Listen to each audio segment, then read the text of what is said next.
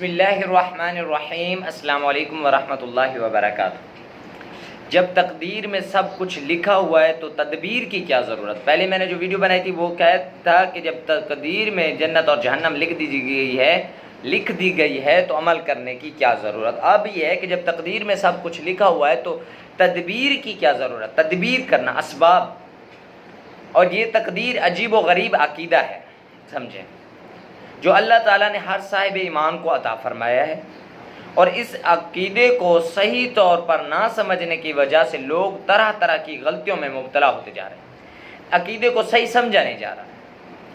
پہلی بات یہ ہے کہ کسی واقعے کے پیش آنے سے پہلے تقدیر کا عقیدہ کسی انسان کو بے عملی پر آمادہ نہ کرے۔ مثلا ایک انسان تقدیر کا بہانہ کر کے ہاتھ پر ہاتھ رکھ کر بیٹھ جائے اور یہ کہے کہ جو تقدیر میں لکھا ہے وہ ہو کر رہے گا، میں کچھ نہیں کرتا، یہ عمل حضور اقدس صلی اللہ علیہ وسلم کی تعلیم کے خلاف ہے۔ دیکھیں، یہ تقدیر کا سہارا تو ہم نے لے لیا، بھئی تقدیر میں جو کچھ لکھا ہوا ہے وہی ہونا ہے، لیکن یہ یاد رکھیں کہ تقدیر کے علاوہ آپ صلی اللہ علیہ وسلم کی تعلیم بھی ہے، تو آپ صلی اللہ علیہ وسلم کی تعلیم کے خلاف ہے۔ بلکہ حکم یہ ہے کہ جس چیز کے حاصل کرنے کی جو تدبیر ہے اس کو اختیار کرو، اس کے اختیار کرنے میں کوئی کسر نہ چھوڑو۔ تدبیر کو اس طرح اختیار کرو، تدبیر کو اس طرح اختیار کرو کہ اس کے اندر کوئی کسر نہ چھوٹے، کسر نہ چھوڑو۔ دوسری بات یہ ہے کہ تقدیر کے عقیدے پر عمل کسی واقعے کے پیش آنے کے بعد شروع ہوتا ہے۔ دوسری بات یہ ہے کہ تقدیر کے عقیدے پر عمل کسی واقعے کے پیش آنے کے بعد شروع ہوتا ہے۔ مثلا کوئی واقعہ پیش آ چکا تو ایک مومن کا کام یہ ہے کہ وہ یہ سوچے کہ میں نے جو تدبیریں اختیار کرنی تھیں وہ کر لیں، اور اب جو واقعہ ہماری تدبیر کے خلاف پیش آیا وہ اللہ تعالیٰ کا فیصلہ ہے۔ وہ کیا تھا؟ اللہ تعالیٰ کا فیصلہ تھا۔ ہم نے جو تدبیریں اختیار کرنی تھیں ہم نے تدبیریں اختیار کر لی ہیں، لیکن اب جو فیصلہ آیا ہے وہ اللہ تعالیٰ کی رضا تھی۔ اللہ تعالیٰ کی رضا اسی بات میں تھی۔ مثال کے طور پر ایک ڈاکٹر ہے، ایک ڈاکٹر نے اپنے مریض کے علاج میں تمام طرح کے حربے اور اسباب اور تدبیریں اختیار کی اور اسے بچانے کی کوشش کی، لیکن اس کے بعد بھی اس آدمی کی موت ہو گئی۔ تو اب ہم یہ کہیں گے ہم نے تو اپنی طرف سے جو تدبیریں کرنی تھی وہ تو کی ہیں، لیکن اب اللہ تعالیٰ کی رضا اس کی موت میں تھی، تو اسی وجہ سے یہ شخص کیا ہو گیا؟ مر گیا۔ اللہ تعالیٰ اسی بات پر رضا تھے۔ لہذا واقعہ پیش آ چکنے کے بعد اس پر بہت زیادہ پریشانی اور بہت زیادہ حسرت اور تکلیف کا اظہار کرنا اور یہ کہنا کہ فلاں تدبیر اختیار کر لیتا تو یوں ہو جاتا، یہ بات عقیدہ تقدیر کے خلاف ہے۔ یہ بات عقیدہ تقدیر کے خلاف ہے۔ دیکھیں، دو باتیں الگ الگ ہیں۔ پہلے یہ کہ ایک آدمی تدابیر اختیار کرے، تدبیر اختیار کرنے کے بعد اب جو نتیجہ آئے، اب جو واقعہ پیش آئے اس کے سامنے، اب وہ یہ کہے کہ یہ میرے اللہ کی رضا تھی۔ مثال میں دوبارہ وہی دوں گا، ایک ڈاکٹر صاحب نے ایک مریض کا علاج کیا، مریض کا علاج کرنے کے بعد اس کے ذہن میں جو تدبیر اور اسباب تھے اس نے وہ سارے کے سارے اس پر اختیار کیے۔ اس کے باوجود مریض مر گیا۔ مریض کے مرنے کے بعد اب کیا کہے؟ اب یہ کہے کہ ہمارے اوپر تھا تدبیر اختیار کرنا، اسباب بنانا، اور ہم نے وہ کیے۔ اب یہ جو مر گیا ہے اسی میں اللہ کی رضا تھی، میرے اللہ کی رضا اسی میں تھی۔ ہاں، اب یہ تقدیر کے خلاف نہیں ہے، یہ تقدیر کے خلاف نہیں ہے بات۔ پہلے اسباب اختیار کرنا، واقعے کے پیش آنے کے بعد یہ الفاظ کہنا کہ یہ میرے اللہ کی رضا تھی، یہ تقدیر کے خلاف نہیں ہے۔ البتہ جو چیز تقدیر کے خلاف ہے وہ یہ ہے کہ ایک مرتبہ اسباب اختیار کرے، اسباب اختیار کرنے کے بعد وہ مریض مر جائے، مریض کے مرنے کے بعد اب یہ الفاظ کہے کہ کاش کہ اگر میں اس کا یہ والا آپریشن کر لیتا یا میں اسے یہ والی ٹیبلٹ دے دیتا تو یہ ٹھیک ہو جاتا، تو یہ بالکل غلط ہے۔ اب یہ تقدیر کے خلاف ہے۔ کیوں؟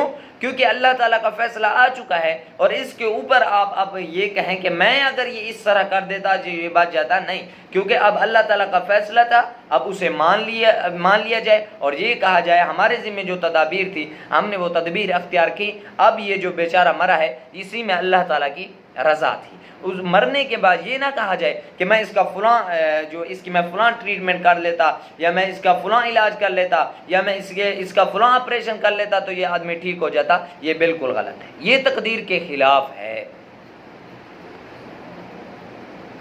تو فرماتے ہیں دو انتہاؤں کے درمیان اللہ تعالیٰ نے ہمیں راہ اعتدال یہ بتا دی. دو انتہا ہے، ایک انتہا دوسری انتہا، نتیجہ اختتام. راہ اعتدال یہ بتا دی کہ جب تک تقدیر پیش نہیں آئی اس وقت تک تمہارا فرض ہے کہ اپنی سی پوری کوشش کر لو. جب تک تقدیر پیش نہ آئے تب تک اپنی طرف سے پوری کوشش کر لیجئے. بعض لوگ کہتے ہیں بھائی ہمارے جو وَخَلَقْنَاكُمْ أَزْوَاجًا، اللہ تعالیٰ نے فرمایا کہ ہم نے پیدا کیے تمہارے جوڑے جوڑے، یعنی جوڑے آسمانوں پر بنتے ہیں، تو لہٰذا ہاتھ پر ہاتھ دھرے بیٹھے جائیں، اور جوڑے چونکہ آسمان پر بننے ہیں جو ہماری قسمت میں ہوگی وہ ہمیں مل جائے گی. تو یہ دیکھیں یہاں پر یہ بالکل اس کے خلاف ہے. تمہارا فرض ہے اپنی سی پوری کوشش کر لو. ہاں اب جو اس کی انتہا اور اس کا نتیجہ آئے گا وہ کیا ہوگا؟ وہ ہوگی تقدیر.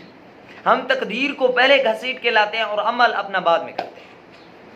تو اپنی طرف سے پوری کوشش کر لینے کے بعد ایک جو نتیجہ نکلے اسے آدمی کہے یہ میری کیا تھی؟ تقدیر تھی. پوری کوشش کر لو اور احتیاطی تدابیر بھی اختیار کر لو، اس لیے کہ ہمیں یہ نہیں معلوم کہ تقدیر میں کیا لکھا ہے. سمجھ میں آ گیا ہوگا انشاءاللہ. اسی پر حضرت عمر فاروق رضی اللہ تعالی عنہ کا ایک واقعہ پیش کرو، آپ کو بہترین طریقے سے انشاءاللہ سمجھ میں آ جائے گا.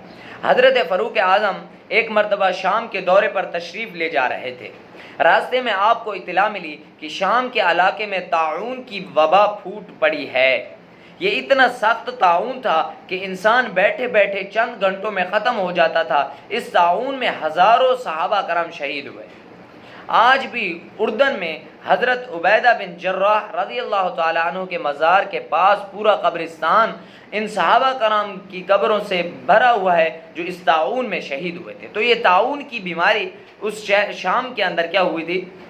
پھیلی ہوئی تھی. حضرت عمر رضی اللہ تعالیٰ عنہ کا دورہ بھی اسی طرف تھا جو اس طاعون میں شہید ہوئے. بہرحال حضرت عمر فاروق رضی اللہ تعالیٰ عنہ نے صحابہ کرام رضی اللہ تعالیٰ عنہ سے مشورہ کیا کہ وہاں جائیں یا نہ جائیں.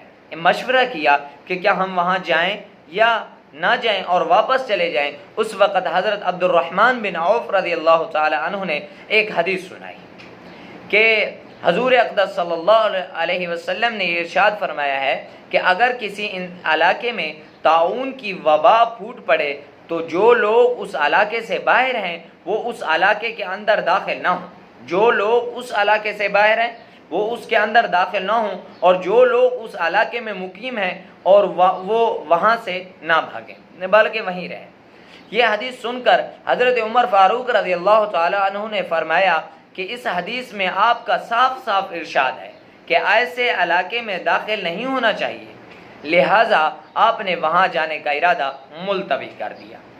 اس وقت ایک صحابی غالباً حضرت ابو عبیدہ بن جراح رضی اللہ تعالی عنہ تھے. انہوں نے حضرت عمر فاروق رضی اللہ تعالی عنہ سے فرمایا کیا آپ اللہ کی تقدیر سے بھاگ رہے ہیں؟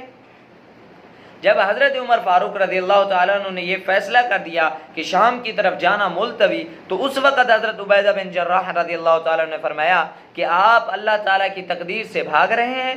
یعنی اگر اللہ تعالیٰ نے اس طاعون کے ذریعے موت کا آنا لکھ دیا ہے تو وہ موت آ کر رہے گی، اور تقدیر میں موت نہیں لکھی تو جانا اور نہ جانا برابر ہے. اگر ہماری موت وہاں لکھی ہوئی ہے اسی بیماری کے ذریعے تو موت وہیں آئے گی ہمیں، کیونکہ جہاں موت لکھی ہوئی ہے وہیں آئے گی. اور اگر نہیں لکھی ہوئی تو جانا نہ جانا برابر ہے. اگر ہم چلے جائیں پھر بھی نہیں. کیوں؟ کیونکہ ہماری موت تو اس میں نہیں لکھی ہوئی، برابر ہے. جواب میں حضرت عمر فاروق نے ایک بہترین سے الفاظ فرمائے جو بہت ہی قیمتی الفاظ ہیں اور مختصر سے الفاظ ہیں لیکن جامع معنی الفاظ ہیں. تو حضرت عمر فاروق رضی اللہ تعالیٰ عنہ نے اس پر فرمایا اے ابو عبیدہ، اگر آپ کے علاوہ کوئی شخص یہ بات کہتا تو میں اس کو معذور سمجھتا، لیکن آپ تو پوری حقیقت سے آگاہ ہیں. آپ یہ کیسے کہہ رہے ہیں کہ تقدیر سے بھاگ رہا ہوں؟ پھر فرمایا کہ ہاں ہم اللہ کی تقدیر سے اللہ کی تقدیر کی طرف بھاگ رہے ہیں. ہم اللہ تعالیٰ کی تقدیر سے اللہ تعالیٰ کی تقدیر کی طرف بھاگ رہے ہیں. اس میں غور و فکر کرنے کی ضرورت ہے۔